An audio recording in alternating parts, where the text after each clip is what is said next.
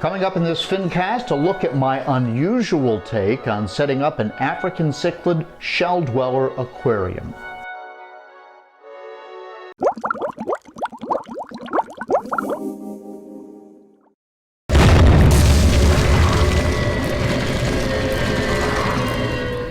Hi everybody, John here with another Fincast. We're talking about aquariums because why? Because aquariums make life better, and that's what we're dedicated to here on the Fincasters channel.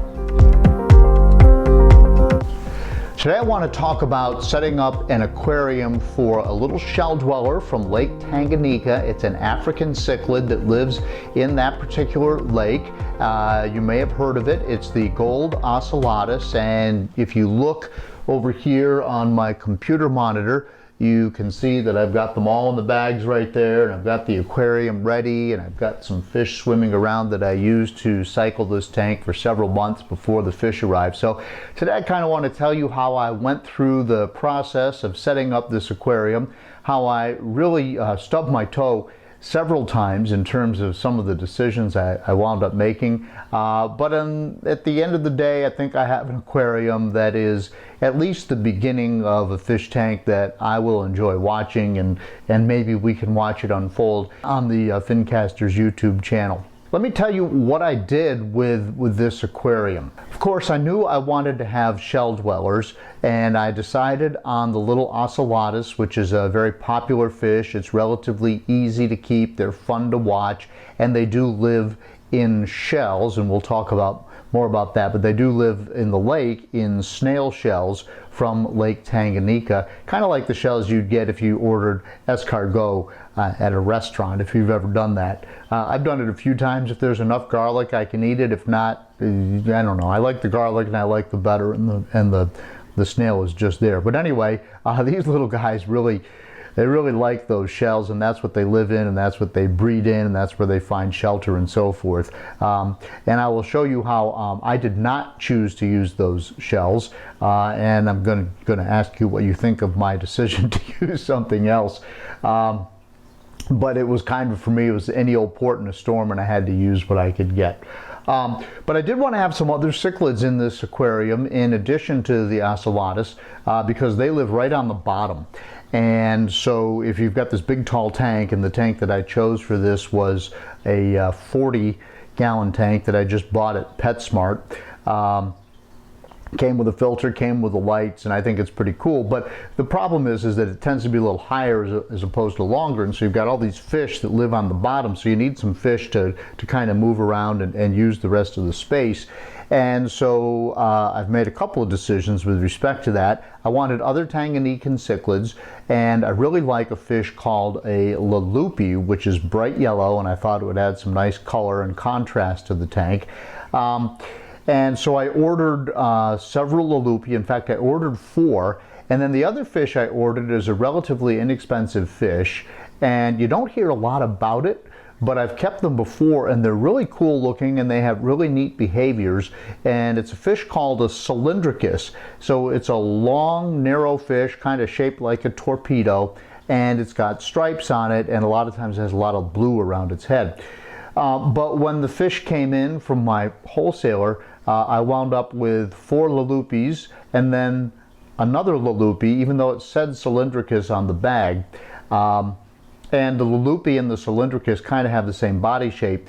So, and it was a little bigger than the others. It's possible that it was a yellow cylindricus, but I've Googled around and I've never seen a yellow cylindricus. I have seen them maybe when they first come and they've been shipped, that they lose their stripes because they're stressed, and I was hoping that's what it was. But now, after a couple of weeks in the tank, I think what I have is 5 Leleupis and not a cylindricus. So that kind of bummed me out, because I was looking for that contrast, and I wanted some fish that would move around and live in the rock and would look different than the Leleupis.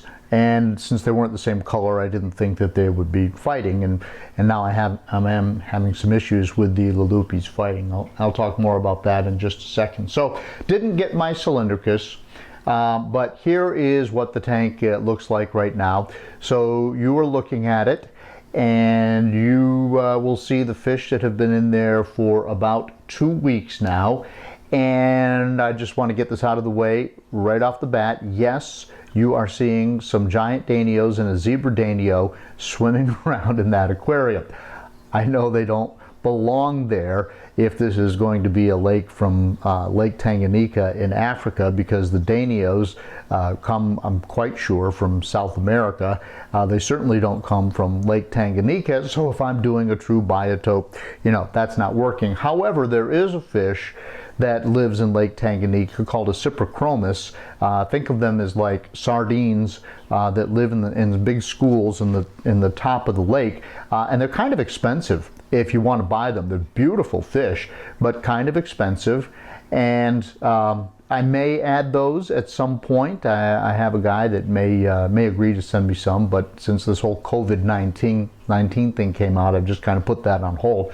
But I did use the danios to cycle the tank. So I set the whole tank up, and I had the rock, and I had the sand from another tank, and that's actually sea sand. But it's nice and fine, and it's perfect for Tanganyikan cichlids and perfect for the little shell dwellers. So I set the tank up, but I didn't have my Tanganyikan cichlids yet, so I just put the danios in there and let them swim around and eat and poop and do what they do and get the tank cycled. And they were swimming around in that tank very happily for 3.5, 4 months prior to me putting in the cichlids. And so now I'm just leaving them in there, because they do sort of fill the top layer of the aquarium. They swim around, they stay in a school. They're very much like the cichlids, not nearly as pretty or prolific or, you know, whatever. I mean, I'm not saying that they are those, but they kind of fill that niche within this particular aquarium. And I haven't decided yet whether I should take them out. So that's one of the things I want to hear from you in the comments down below is, should I take those out and upgrade to the SIPs? Or should I just leave them there and say, the heck with it? I know it's wrong, but it's working, and I don't hate them. So anyway, but let me just say up front, I know that they don't belong there. The other thing I want to talk about is there really is nothing else in this aquarium that is typical of the lake. If you look at the rock, it is perfect for African cichlids because it's limestone based, it has lots of holes in it, and it helps raise the pH in the water, as does the sand. But if you look at it and you've been around the aquarium trade for any time at all, you might recognize that basically what that is live rock from a marine aquarium. And typically that is the type of rock that you would use in a saltwater fish tank, and I've got a 180-gallon reef downstairs, and it is absolutely full of this stuff. But it works really well for a cichlid tank because of the reasons that I just mentioned. They like the holes, they like the crevices, it's attractive, raises the pH. So it's a win-win-win, except it doesn't come from the lake. It doesn't come from the lake any more than the danios. And the next thing I want you to look at is the shells, which are, yes, they are seashells. They are not snail shells.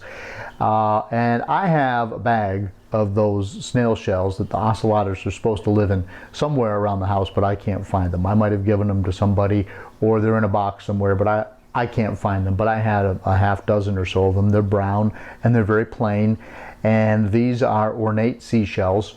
And I knew that I needed shells for these fish, so I ordered large hermit crab shells online, and this is what came. So now I have live rock from the ocean, I have danios, and now I have these kind of intricate seashells, which certainly don't belong in something that's supposed to be from Lake Tanganyika. And if you've seen some of my tanks, you know that I really like to do a true biotope and set a tank up as much like the natural environment as I can, and I have failed on all fronts here. However, I don't think the fish care. The Leleupis are swimming in and out of the rocks. The little ocellatus shell dwellers go in and out of the rocks quite a lot, and they are in fact burying the shells in the sand like they're supposed to and living in the shells, although I've had a hard time getting video of them in the shells because it seems like every time I turn the camera on, I think they sense the infrared light on the focus, but they run and hide, and they don't hide in the shells. They pull out of the shell and they go and they hide behind the rock. So I don't have a lot of typical Ocellatus activity, but I do think that as they get in the tank longer and they start to kind of decide which is their home shell, that hopefully that will happen. So I've got this aquarium that is not very well done. Now I'm going to tell you that although I still consider myself a dedicated aquarium keeper, because I'm looking at my 55-gallon planted tank, I've got a 29-gallon right around the corner which has a goldfish in it and some other fish and a pirate ship, and I sort of use that for my beginner series fish, although I'm rethinking that a little bit. And then I've got the 180 reef downstairs, and now I've got this African cichlid tank, and of course we have Carlin Aquarium Systems, which is a aquarium maintenance company based in Western Virginia, so please call us if you have any need for that. So, you know, aquariums are still very much a part of my life, and I still like the biotope thing, but one of the things that's happened here in the last little over 2 years is that my sons have started having grandkids. You know, they and their wives are having babies, and I have grandkids. And they love the fish, especially my oldest grandson, Luke, who comes over and he's like, "Papa, fishies." And it's like he associates me with the fish, which I absolutely love. So he comes over and he wants to see the fish. Well, I can foresee us going to the beach here in September and finding seashells, and he's going to want to put a seashell that he picked up on the beach in the fish tank. And at this point in my life, that may be more important to me than having an actual perfect biotope. That's not to say I may not put some other snail shells if I can ever find any from Lake Tanganyika in the tank, but seeing my grandson's reaction when there's a seashell in the tank might be a bigger plus than doing it exactly right. And so I don't know if I'm maturing or going backwards in terms of my stewardship of my fish tanks, but if Luke finds a seashell and he wants to see it in the reef tank or in the Tanganyikan tank, there's a good thing that's going to happen, and you can ding me for it if you want, but I know that you're not supposed to have these pretty ornate shells, and I don't particularly enjoy them. The plainer they are, the better I like them. But be that as it may, that's where I'm at right now. So the fish are healthy. The Leleupis have started fighting over territory, and I'm going to have to remove a couple of them to another fish tank. The problem is that they're all yellow, and when I put a net in the tank, what I think I'm going to find, if I want to find the aggressive culprit, is that they all look the same to me, and by the time they all hide and come out and I catch one, I won't know if I got the one that was being aggressive. So that is my conundrum right now. But if anybody has any advice on that, please leave it in the comment section down below. So a couple of questions for you guys.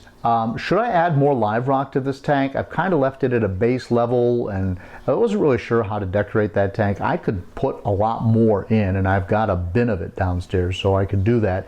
And then I also have some African driftwood that's been drying out. I've taken it out of another aquarium. I could add that to the tank too, but I'm not exactly sure what that aquascape would look like, but that's something that I could add.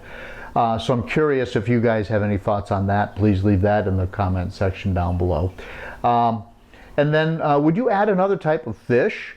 I'm pretty sure that since I didn't get the cylindricus, I could add some Julies, the Gelitochromis. And there's several really neat varieties and pretty ones that I could add to that tank. Although I'm starting to worry a bit about overstocking, but if I pulled out a few of the Leleupis, and certainly if I pulled out the Danios, then that would not be the case. But I wanted this Tanganyikan environment going on down there in which the Ocellatus could still thrive and still breed, which is my ultimate goal. So would you add another type of fish? And if you would add another type of fish, what would it be? I'm wide open to suggestions. Obviously, I don't want it to be something that would eat the Ocellatus or scare them, or eat the fry if they were born. So I want to know about that. And oh yeah, the other thing I wanted to say is that I have done another African cichlid aquarium. In fact, it's my most popular video ever. Over 500,000 views the last time I looked, maybe 600,000. And I used a ton of rocks, and none of it was live rock. And I basically set up what I thought of as a reef wall that would look like a piece of a rock landscape if you were to look at Lake Tanganyika. And I used the cichlid sand, and I really set it up, and that has been an extremely popular video, and I'll also put a link to that in the description down below. In the meantime, thanks for watching, and I'll see you in the next Fincast.